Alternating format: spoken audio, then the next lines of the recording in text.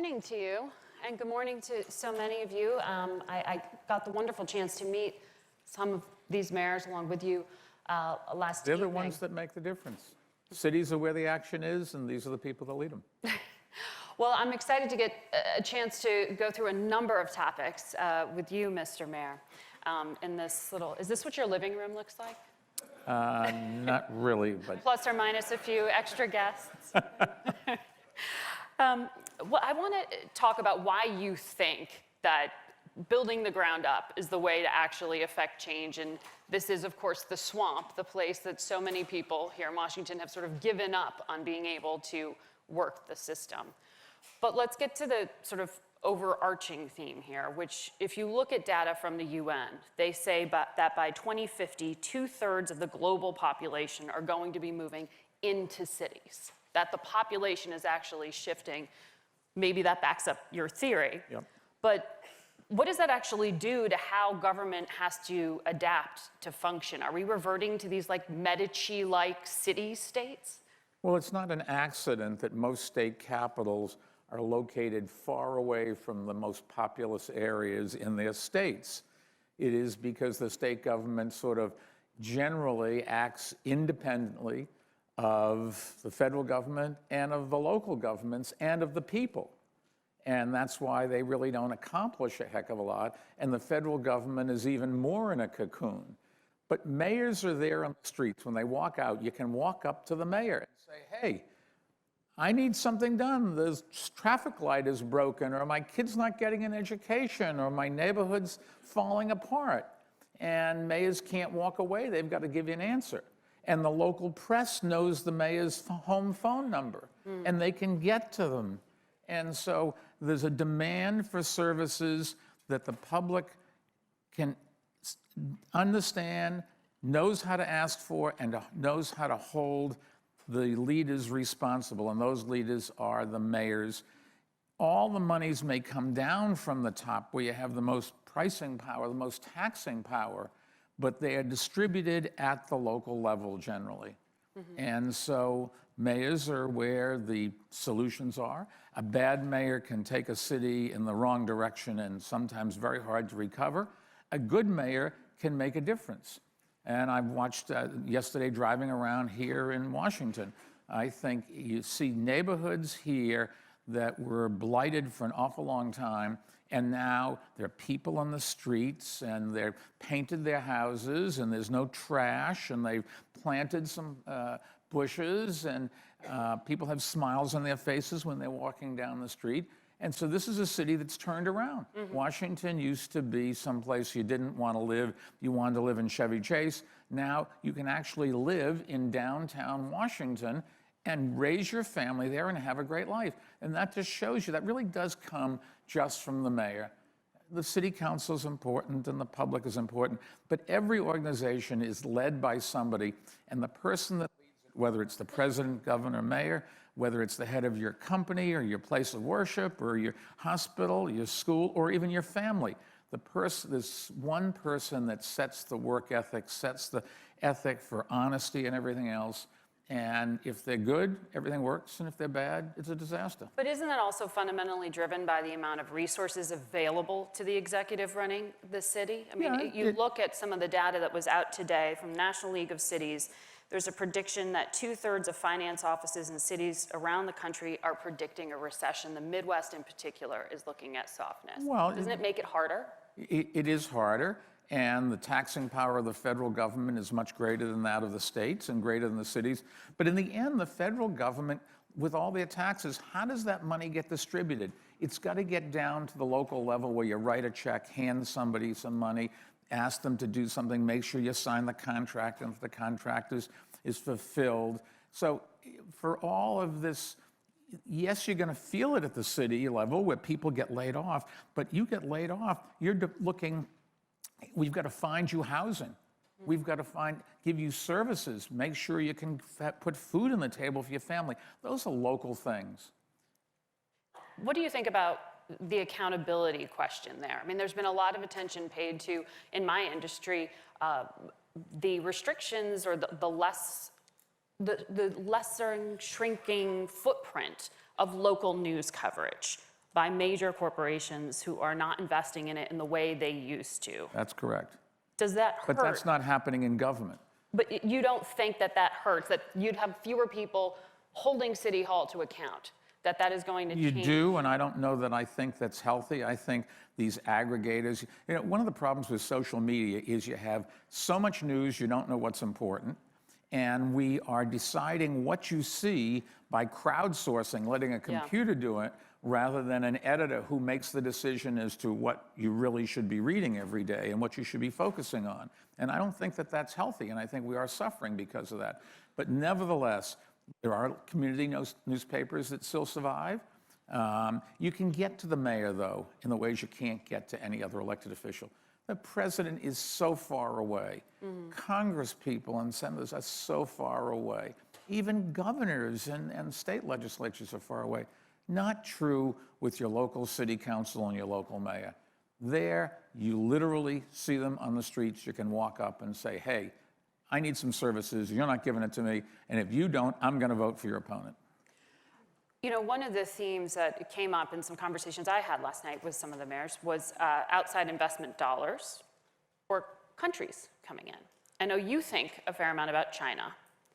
In this city, one of the few things that gets bipartisan support right now is fear of China and figuring out how to stand up to increase surveillance, or their investment dollars somehow changing the complexion or changing social norms. If you're a local mayor, how do you look at that? Do you say, I don't want Chinese firms coming into my area?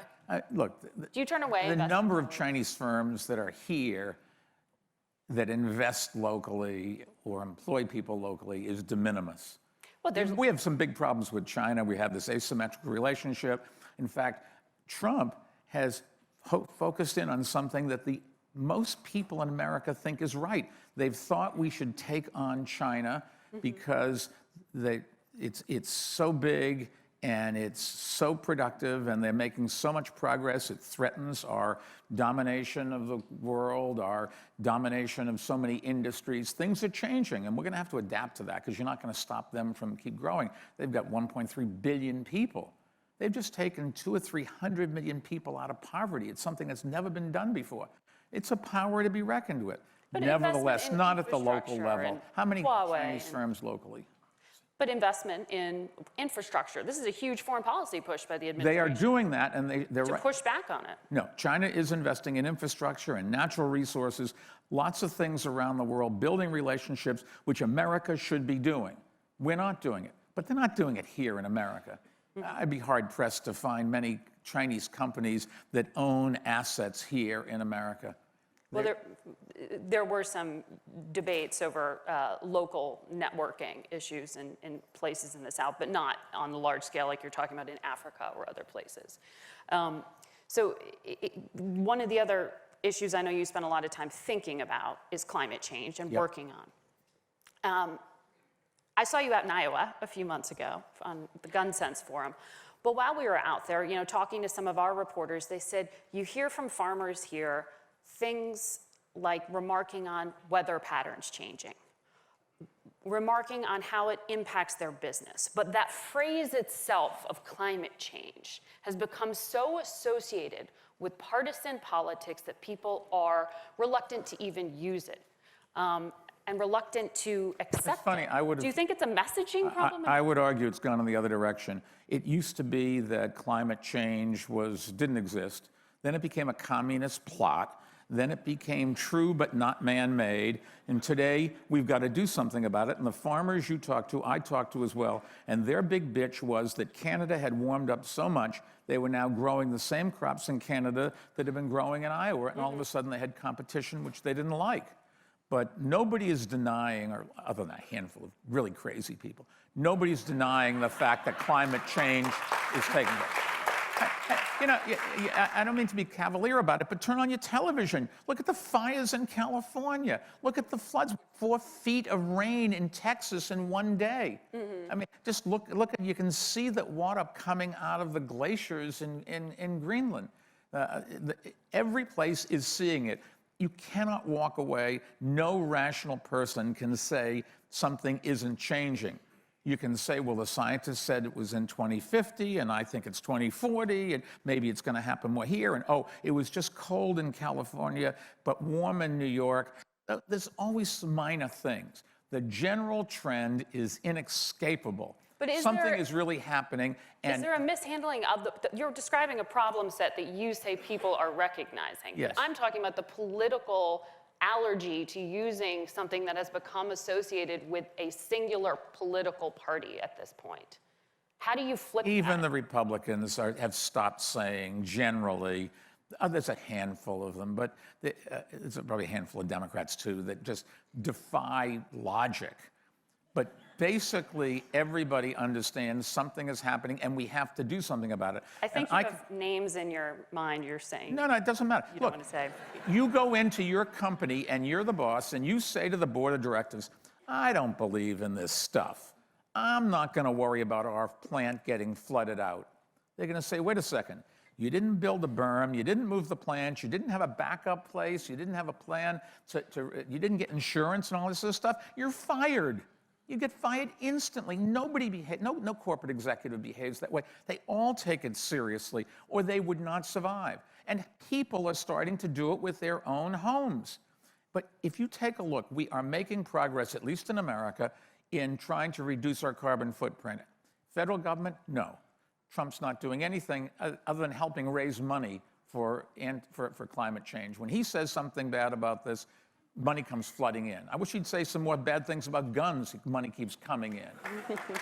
That's what like Hillary was a fundraiser for the Republican Party. Trump's a fundraiser for these causes, okay? but it is these things, people are doing something at home. People are turning off their air conditioners before they go out in the morning because their electric bill's so high. They're painting their roofs white because it'll reflect off heat and their electric bill goes down. They're buying more fuel-efficient cars. They're going towards incandescent or LEDs rather than incandescent bulbs. Corporations, just take a look. Fly over an industrial area covered with solar panels, or painting their roofs white. Companies are getting enormous pressure from stockholders to be environmentally friendly, and they are responding. And you don't see it if you just, read a few stories in the newspaper, but just go out into the real world. This is where the progress is coming from. The private sector, individuals and companies, and in all fairness, some local governments, because mayors can influence how much fuel you burn in your building and the traffic patterns and those kinds of things. But as you go up the level, away from the local governments, they become more removed and really have less say. And so the fact that the president wants to drop out of COP21, I wish he wouldn't. Hopefully he'll change his mind, but it really doesn't matter. America has brought its carbon footprint down by, 18, 20%. And it's because we've closed 297 or whatever the number is out of 530 coal-fired power plants. And we have a good chance of closing them all before 2020. I want to ask you about guns. You mentioned that quickly there. President Trump is headed to Chicago today, a city he's referred to as a war zone because of, in part, the high level of gun violence. How do you match that group of statistics against the fact that, according to the Giffords Law Center, Illinois has one of the strictest set of gun laws in the country? They rank at number 8. It's easy. Look, we don't have borders between states, so you can go over to the next state, buy guns, and bring them in. People do that. It's interesting. In New York, we used to have, at 4th of July, a number of kids who lost an eye or lost a finger or something with fireworks going off. What do? We put cops in the parking lots in Pennsylvania where they sold fireworks to out-of-staters, but not to people who lived in Pennsylvania. It was too dangerous for people in Pennsylvania, so they wouldn't let them buy it. So they sold them to people out of state. We wrote down the license plate numbers, put them into the license plate reader, and when they came into New York City, we grabbed them, pulled them over, took their car away, put them in jail, or whatever the hell we did with them, and stopped it. And now nobody goes to the hospital with losing an eye or a finger, at least as of 3 years ago, they didn't. I assume it's still going on. You can do these things, but the problem with guns is it's easy to buy them in one place, carry them over into another. That's why. So you still fundamentally believe the issue is about accessibility. If you get those laws in every state, you'd solve your problem. But it's accessibility, period, for you, in terms of why you see this spike in Chicago itself. Well, it's accessibility. It's also no background checks for even store sales, where you do have to legally have one. Sometimes they don't do a good job because the database isn't up to date and that sort of thing. So there's some other factors, but basically it is accessibility. And if you just had background checks across the country so that people with criminal records, psychiatric problems, or minors couldn't buy guns, you'd make an enormous difference. And the place you'd really make a difference is with suicide. In America this year, 12,000 people will get killed with illegal handguns. 19,000, mostly young people, will kill themselves with illegal handguns. If you could just delay them from getting a gun 24 hours, all the statistics show, because there are a lot of states that already have background checks, people say, oh, I can't get the gun, screw it, I'll go to the movies. I'll kill myself tomorrow. And the psychiatrists will tell you they don't go back. If you could just delay them 24 hours, you wouldn't stop all of them, but you would stop an enormous number of them. But you still want greater access to mental health and other programs. There's lots of problems. I can't tell you can solve everything. That doesn't mean you shouldn't try. And the fact of the matter is here, you'd really make a big difference.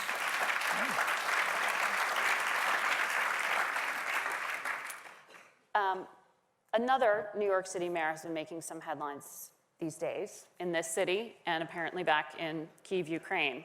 I'm wondering, what do you think of what Rudy Giuliani is doing? I made a commitment when I left office that I would not talk about my predecessor or my successor publicly or privately, and I will stick with that.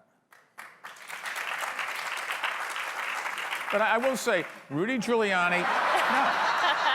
Come on, in all fairness, Rudy Giuliani, when he was mayor, brought crime down, brought homeless down, and after that, I don't have any idea what he's doing. Well, what he is doing is the focus of a lot of attention here in this city, because he is directly related to the impeachment inquiry that Couldn't hear your question, I'm sorry. He's directly related to the impeachment inquiry that is underway in Congress right now. It's all but certain, it appears at this point, that in the House, there will be a vote on impeachment. And then if it goes to the Senate, there will likely be a trial. But it is Republican controlled. To get a 2/3 majority to vote to remove the president seems a political hill to climb at this point. Do you see a purpose to this? And do you think this is resonating outside of Washington? Well, that's your job to find out whether it's resonating. I thought you were talking to all these mayors. No, I just tell you, in my family, it is. I think I had sided with Nancy Pelosi, saying I thought that an impeachment trial was so interfering with the democratic process, we should wait until the election, and then if the public didn't want Donald Trump again, they have a chance to express themselves. And so I was opposed to going ahead with impeachment. I think at this point there's been so much information that's come out that leads one to think there's a reasonable chance that something that was wrong was done, and we should have an investigation and have a trial. And so I've switched my position on that. But you support the inquiry? At this point, I do. I do think he would, if he did get impeached, he certainly would not get convicted. But I do think that it's gone so far. There's so many real questions about inappropriate actions that the public deserves to have Congress do what it was put in place by the founding fathers to provide oversight. And if you remember back in 2018, I spent an enormous amount of money to try to, and I think we were successful. I think we had a big impact, switching the House from Republican to Democrat, not because of policies, but because the Republicans were not providing the oversight of the executive office that they should have been. And now I think we should hold the Democrats' feet to the fire and say they should provide the oversight. What does that mean for you? I mean, are you going to, say, do what Tom Steyer does or has done, which is to buy money running? Well, I don't know that you have to run ads to get the Democrats to vote for impeachment. I think they've got the bit in their teeth and they're going there. No, but you're not actively going to be, I mean, I haven't heard you talk about it before today. I'm not a congressman or a congresswoman. It's up to them to do it. But I do think that we as citizens should hold a feet to the fire and say, that's the purpose of the legislative branch. Do your job. I believe you told me that Mayor Pete once participated in some of your Bloomberg He programs. was in the first class of mayors. We have a program to train mayors. We train 40 a year, and he was in the first class. So does that, by extension, mean he has the Bloomberg seal of approval? Are you endorsing him? Not necessarily. I mean, I think there are 6 of the candidates, I think it's 6, could be 4, that were mayors. And the one, I'm sure I took a picture with Mayor Pete back then, it was a long time ago, and I would have just shaken his hand. The one that I know very well is Cory Booker, because he was mayor of Newark City, just across the river. And he endorsed me, and I endorsed him, and we campaigned for each other in a number of local elections. But at this point, for the higher office both are seeking, are you going to endorse either of them? At the moment, I'm staying out of it, and I'll look at it down the road. I will say what worries me is these jobs, president, governor, mayor, whatever, they're executive jobs. And we should be picking people with executive experience. And being in the legislature doesn't give you that. Being a real estate promoter doesn't give you that. It takes a long time to learn how to manage. And the President of the United States has to manage 4 million people. I manage 300,000 people. Now, nobody is ever going to have experience managing 4 million people before they get the job, but you should have some experience in a sizable organization of learning how you pull people together and get management in there and evaluate people and get them to work together and make sure that everybody is treated the way you'd like them to be treated. And we're not doing that. And I guess you could say Cory's got some management experience. If you're a governor, you have a little bit of management experience. But out of all the candidates, basically, they do not have that. And Mayor Pete, he was a mayor. He's got some management experience. It's a very small town, but nothing wrong with that. At least he can claim that he is a manager, as can Cory. Sanders was a mayor. A couple of others were mayors as well. And that gives you some experience. But none of them have had the big experience of running something sizable for a long period of time. And that's when you earn your spurs, if you will. What role are you going to play in the 2020 race? Well, I'm going to vote. Well, you played a pretty big role, you were just describing, in 2018 in terms of trying to support candidates. We'll see. Down the road, it's a long ways away. The election's more than a year away. So I don't know that you have to rush into it. But, I'm interested, obviously, and care very much for this country, and I think we're going in the wrong direction on an awful lot of things. I will say that a lot of the campaign rhetoric that you hear, it's based on polling, which I find disgraceful. You should think people would have their own views and stick to them, whether it fits. And if you believe in something and it's not good for your reelection, you have 2 choices. You can either be an honest person and say, well, this is who I am, whether you like it or not. If you don't like it, don't vote for me. Or you can say, oh, I just changed my mind and I'm going to go in your direction. I've evolved, is the phrase. Yeah, it's a very wordsmithy thing. I wouldn't go that. I wouldn't let somebody get away with that. There's no the things that are proposed. Most of them, a president can't just do.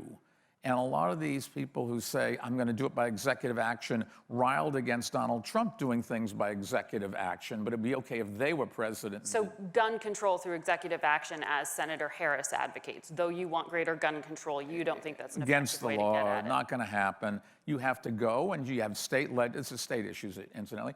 You could do it at the federal level as well, but not going to happen. You go, and you have to get the legislature to pull together and the governor to sign a bill if you can get him to pass it. And so far, we've worked very hard, and there's 20-something states that already have background checks for gun show sales and internet sales. Everybody's got it for gun store sales. That's a federal law.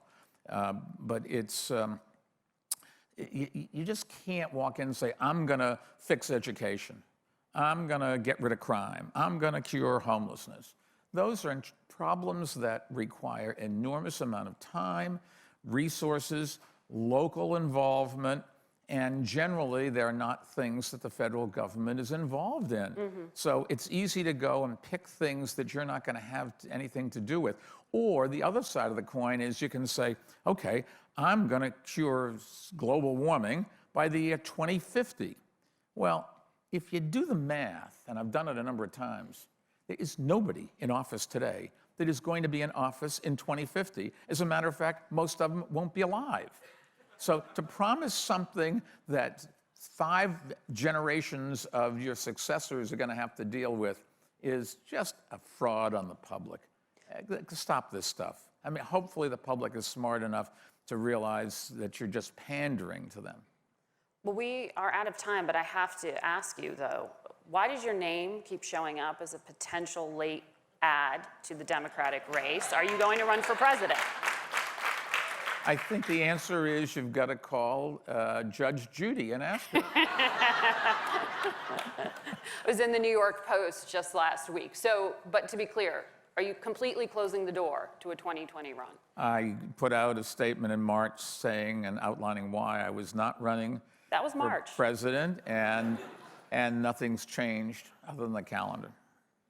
So you're kind of closing the door. No, I didn't say that. It's just X number of months later, nothing's changed. You know, I have my reservations about the people running and the way they're campaigning and the promises they're making that they can't fulfill, and their unwillingness to really admit what is possible and what isn't, and their inconsistency from day to day and location to location. This is not the ways to run a railroad. This country is in real trouble. We need somebody to pull people together. And when they say, I'm not going to talk to somebody from across the aisle, this is our country. What do you mean you're not going to talk to somebody from across the aisle? We've got to work together. And I don't see that. And we've had presidents that don't try to pull people together. In this case, the current one tries to pull people apart. We have legislators, go and take the Democratic candidates and say, okay, give us a list of the Republicans that you work with all the time. And if they can't come up with any, shame on them. I'm hearing a maybe. It's a part, we're making, you got to say again? I'm hearing a maybe. No. It's a partisan. It wasn't a no. We're turning government into a partisan issue when there's a time for partisanship, but once you get elected, you should pull together. And I've always thought one of the things that's wrong with our government system, the way it's structured, is the President of the United States is elected, but then retains the interest as being his or her party leader, rather than switching their focus and saying, I'm now here for the whole country. And they just don't do that. And that's what's really hurting us. And other countries who don't have as a tradition of democracy the way we do, and so I'm not in favor of what they do, but they don't, that's one of the problems they don't have. They do pull together in a ways that we need to do. Not suggesting we should change our system. I think this is the land of the free, the home of the brave. This is where people want to go when they vote with their feet. I could not be so, I can just imagine if my great-grandparents hadn't come here, where I wouldn't have been alive, I wouldn't have survived, I wouldn't have been born. But nevertheless, this is, we do so much right. Unfortunately, we're walking away from some of that, and we should not be doing it. All right. Thank you. A maybe. Thank you. Thank you, Mr. Mayor. Thank you, everyone.